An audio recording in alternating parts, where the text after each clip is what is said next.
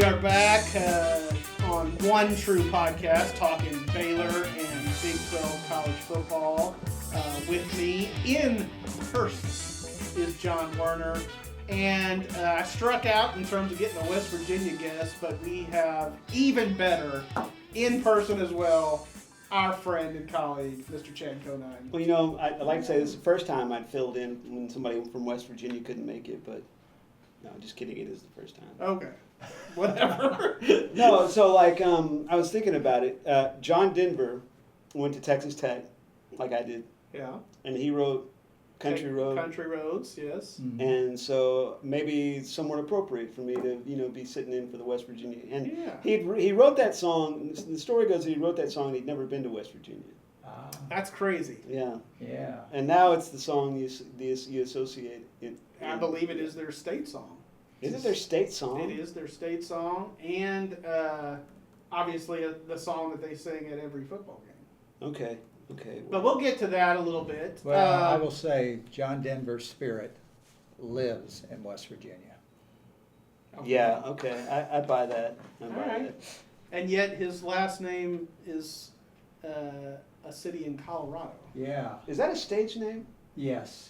Okay. Is it like Duchendorf or something like that? I'm serious. Yeah. All right. John would know. He'd be the one to know. There you go. Our music trivia for the day.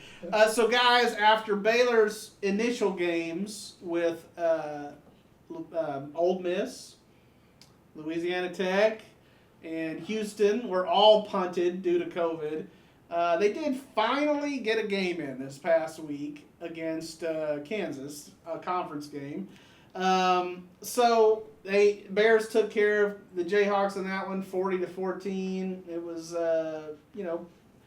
thoroughly dominant, certainly in the second half. So on a scale of it's just Kansas to that was a thoroughly impressive win with, it's just Kansas being 0 and impressive win being 10. Give me a number. Where do you put this one? I'm going to put it about 8. Okay. I thought it was a pretty impressive all-around performance. The offense got better as the game progressed, even though they were down 3 starting linemen. The defense came up with 4 sacks. Everybody kind of wondered if they could get any pressure on the quarterback, but they did. And their special teams were off the charts. Yeah, no question. Two returns on kickoffs for Ebner for touchdowns.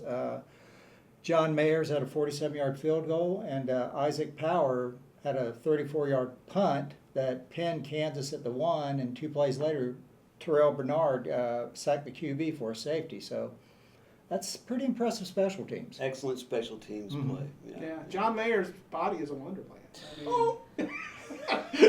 You had to go there. I dreaded I was trying to figure out another John Mayer song to put in that spot, but I couldn't. What's your number? Well, I think this is an appropriate place to mention why I'm wearing a Kansas City Chiefs hat today. Mm-hmm. And it's in tribute to our friend Kristen Hoppe, who passed away last week. And Kristen was a big Kansas Jayhawks fan. And Chiefs. And Chiefs fan, yeah. And no, she and her husband went to a Cubs game on their honeymoon. Nice. Oh, he was a Cubs fan. He was a Cubs fan. Yes, okay. She was a Royals fan. Okay, yeah. All right. Well, but I think Kristen would tell you as much as anybody that the sport that matters in Kansas starts in 2 months. This is true. Exactly. College basketball. Right, and so I'm not going to go as high. COVID willing.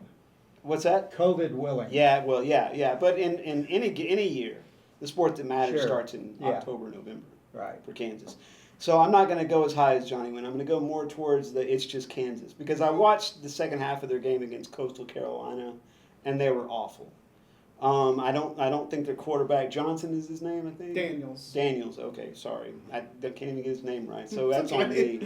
But he just nowhere close to Big 12 standard in terms of being able to move an offense. And so because of that, I'm going to knock it back to a 5.5. Okay. From an 8. I'm sticking more with John on this one, and it is hard to gauge just how much this win means for Baylor because it is Kansas. And so that's why even though Baylor thoroughly dominated in 3 phases of the game, I can't give them a 10. I've got to knock off a couple of points because of the Jayhawk factor. But the fact that they were so complete in each area, it was impressive and a good sign moving forward for Baylor. Anytime you do something that hasn't been done in school history, I mean, that's a big deal. And the 2 kickoff returns for touchdowns had never been done. Mm-hmm. The other thing Ebner did that hadn't been done in Big 12 history was score a touchdown 3 different ways in the game: rushing, receiving, returning. Mm-hmm. I think I wrote a column about Ebner early on in last season where I talked about, him being a really special player, and I could see, that they could use him in a lot of dynamic ways. And I felt like they still kind of used him more in a platoon setup, with Lovett and with Jermichael Hasty. Well, now Hasty's gone. They do have Squirrel Williams, who's an excellent third back. But I think they've got to find ways to get Ebner the ball in space because he's a special playmaker. When I think about Baylor doing things that have never been done in school history, I kind of think back to like 2006 or 2007, whenever it was, when winning a Big 12 road game qualified as something that they've never We've come a long way, baby. Yeah, for sure. So Baylor's first road trip of the year, as we did sort of previously allude to, takes the Bears to Morgantown. John will be up there, but the couches won't be burning, and the country roads won't be taking anybody home because everybody's going to be staying home already. For the first time, there will be no fans in the stands in Morgantown. Given how much of an advantage, a home field advantage, West Virginia's had over the years, how much is that a benefit for the Bears? I think it at least helps some. I mean, their fans are right on top of you there. It's a real compact stadium. So I think they make a difference. And really, anything would help the Bears going there. They're 0-4. Their first loss when West Virginia joined the Big 12 in 2012 was 70-63. Yeah, crazy game. Their last loss, West Virginia scored 58, but Baylor did not score 63. So far less. Yeah. But yeah, I mean, it's got to help some. Yeah, of course, it's a difficult trip. It's a long way. It's in the East Coast time zone. So, those are always maybe tiny factors, just going there. But I think, just not having any fans there will take off some of the edge, that teams might feel once they get there. Well, on the counterpoint to that, I've heard a rumor that while there won't be any fans in the stands, they are going to allow Bob Huggins to sit on a stool on the sidelines and just ride the referees the entire game. So it'll probably be a tougher game. Yeah. Even though college basketball is still a month or two away, as you mentioned, you are in like full salty college football or basketball fan mode. You are ready. If only they could bring the basketball team over to tackle for them. They'd be even better off. Right. Yeah.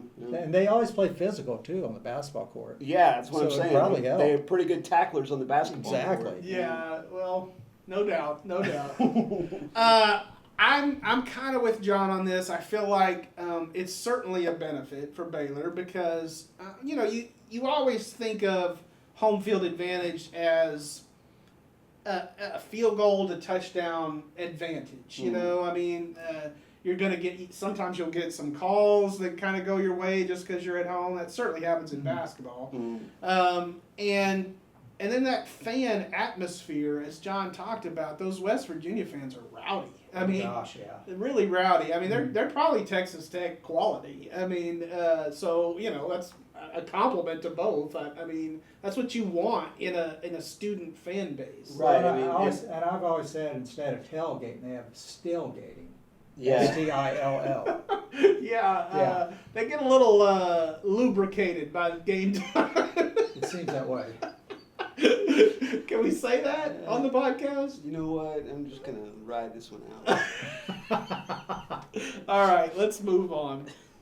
So, as far as the conference overall, Big 12's been something of a mess. Would you agree? You know, I don't. I mean, I know where you're going with this, but I still maintain that this is a season of scrimmages. But continue. Okay. It's been a little chaotic, and it's hard to decipher whether it is COVID related or whether it's just the conference falling flat on its face. Certainly there have been some games where the team that was favored to win did not win.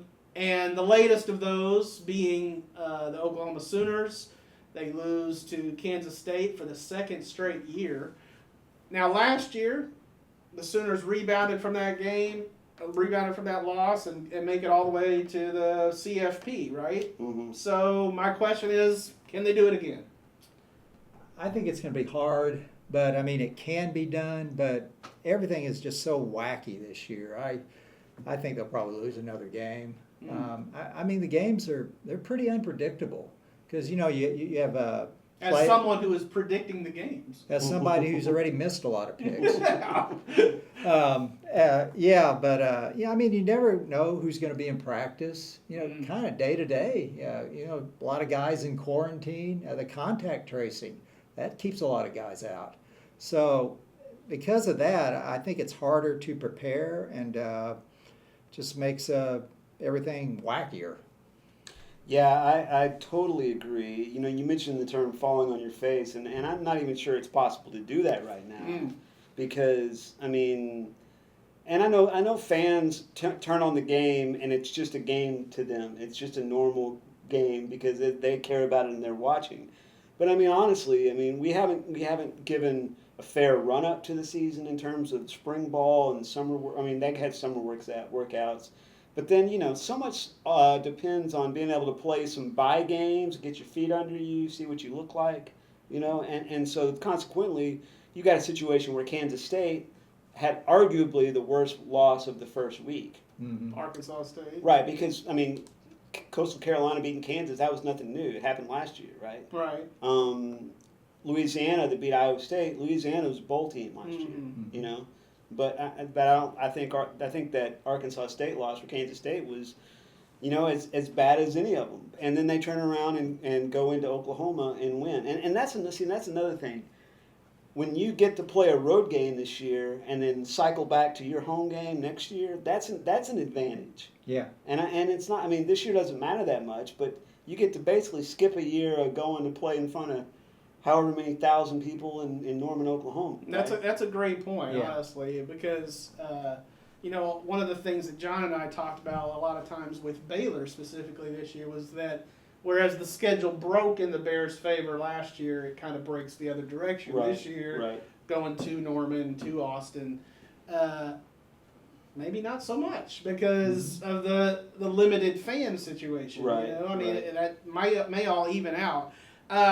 I have a lot of questions about what the CFP is even going to look like because we have so many conferences starting at different points of the season. You know, I mean, the Big Ten will start here in a little while, the Pac-12 after that. So I'm confused even on how that's going to look. But specifically related to the Sooners, I do think they could lose another game, as John said, and yet I still think they could make the Big 12 championship game even with 2 losses. I don't think that would necessarily put them in the college football playoff. I think the Sooners look like similar vintage Sooners of recent years in defensively, where they've been vulnerable. But where they've been able to make up for that is with that high-powered offense with usually a Heisman Trophy contender running it. And this year they have a guy that maybe he'll be a Heisman contender one day, but he's not really a freshman, but he's that rookie right now And he threw 3 picks in that loss to Kansas State that looked pretty bad. Talking about Spencer Rattler. Right, and when you look at an offense like Oklahoma has, and you look at the way that game developed, because when I turned it on in the fourth quarter, it was 35-21 Oklahoma. Kansas State was about to score, but it's 35-21.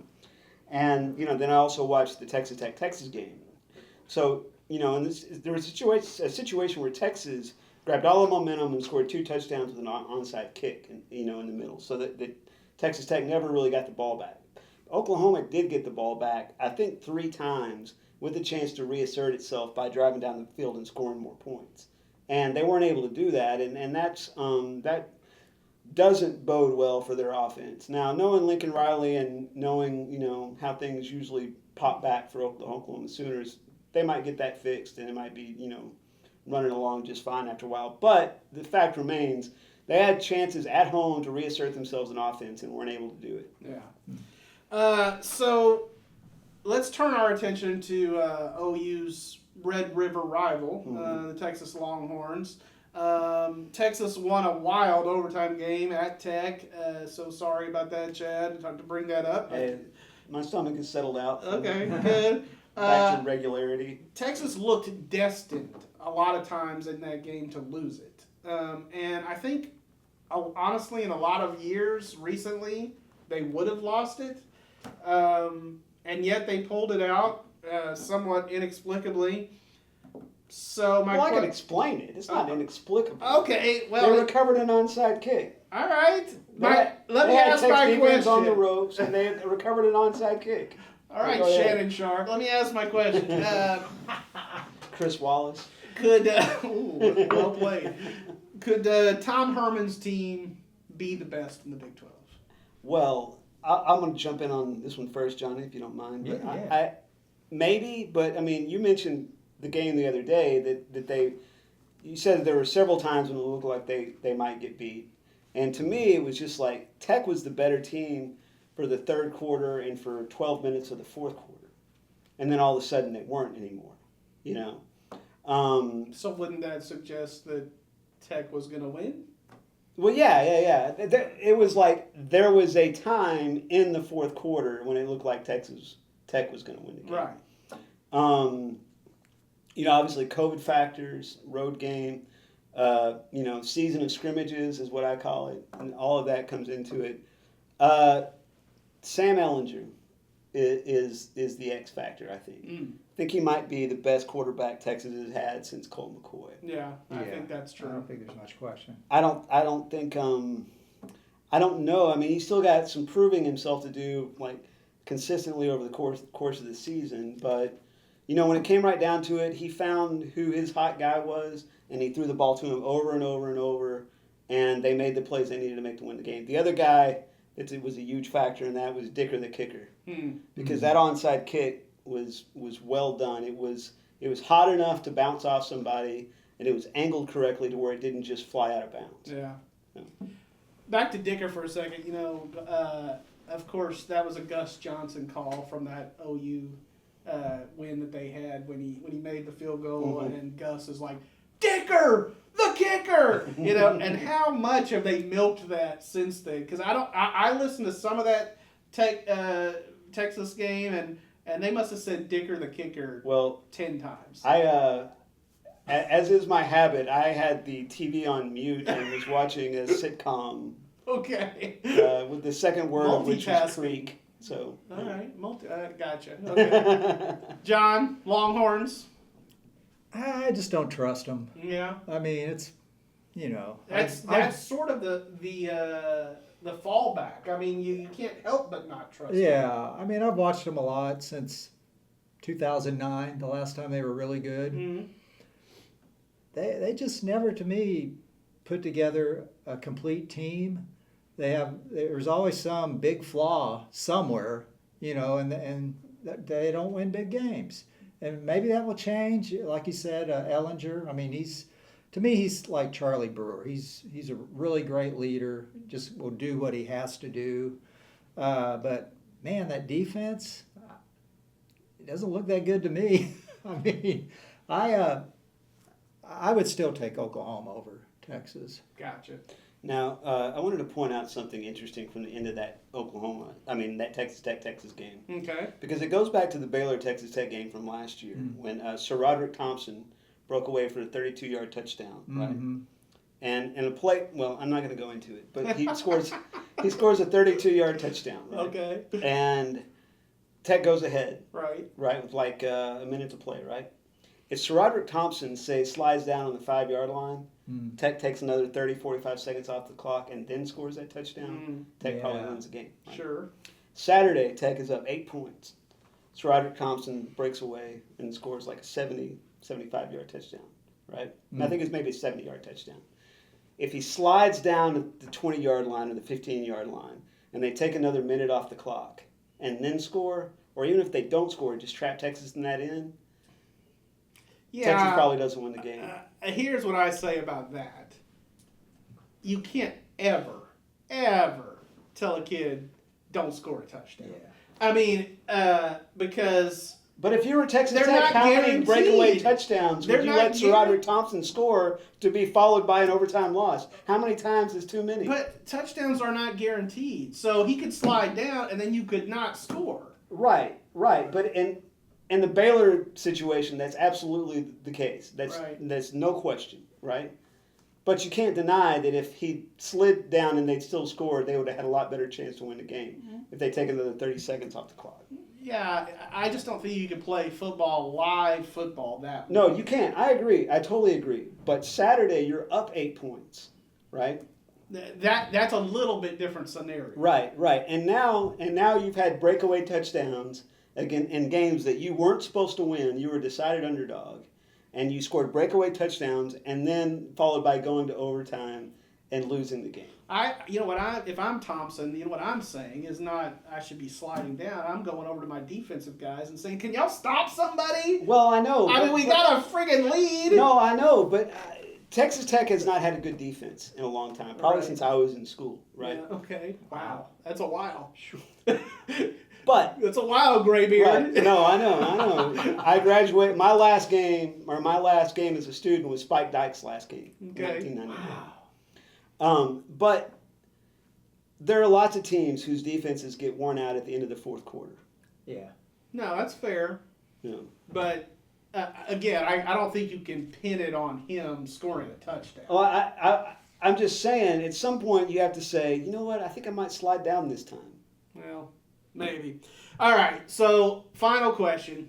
You guys, as you know, the Heisman Trophy is the most prestigious trophy in college football as far as an individual award.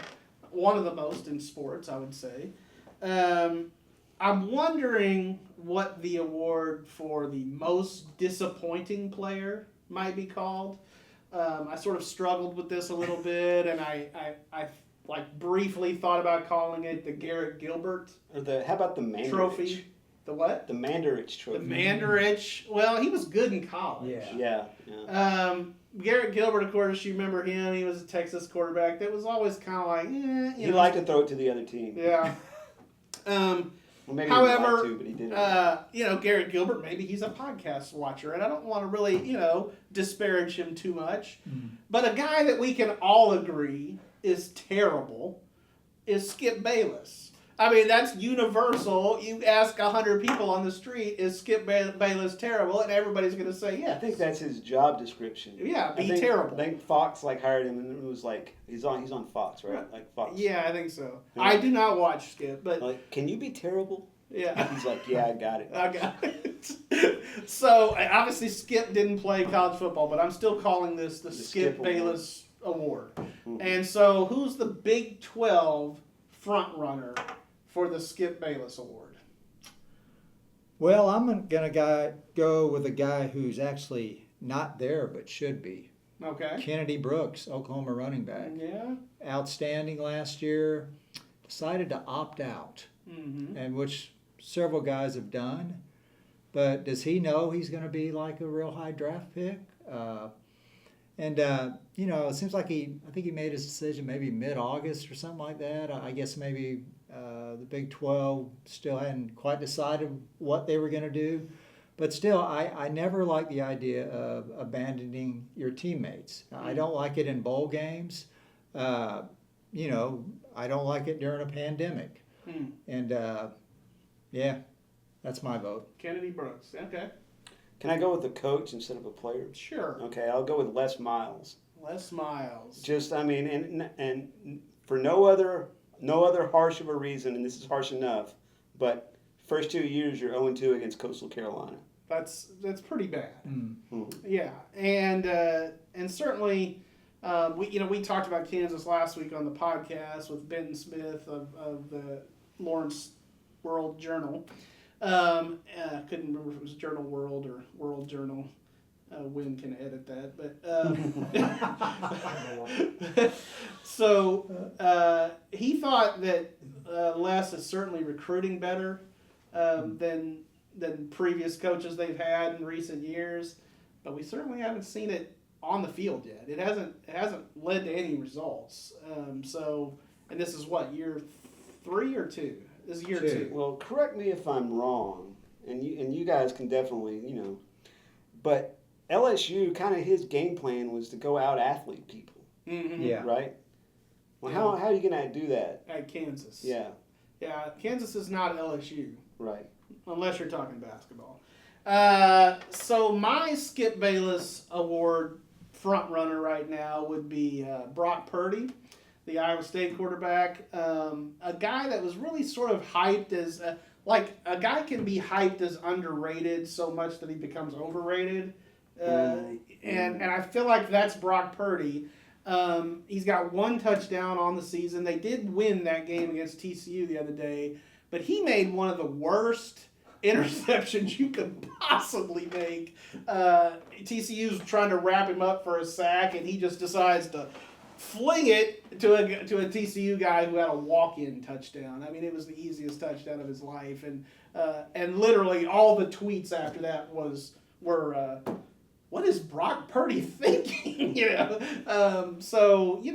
Purdy, you need to step your act up. He wears red and yellow. He plays in the Midwest. Maybe he's trying to make a Mahomes play. Well, there you go. He's no Mahomie. No.